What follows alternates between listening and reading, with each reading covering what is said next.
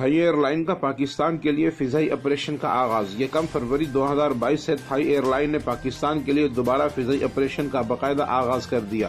اور اس ضمن میں پہلی فلائٹ بینکاک سے لاہور کے لیے آج روانہ ہو رہی ہے۔ اس موقع پر اوورسیز پاکستانی تھائی ایسوسی ایشن کے صدر عبدالغفار وارثی، سینئر نائب صدر ملک شاہین یوسف آوان،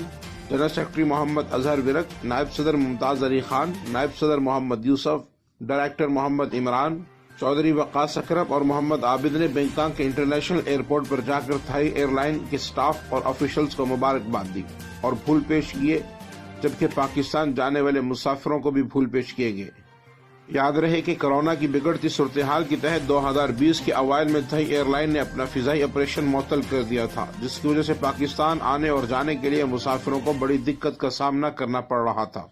تھائی ایئر لائن کے دوبارہ آپریشن کے آغاز کے لیے پاکستانی سفیر عزت مآب صاحبزادہ احمد خان کی سفارتی کاوشوں کا خاص کردار ہے۔ ان کی مسلسل میٹنگ کی بدولت آپریشن دوبارہ شروع ہوا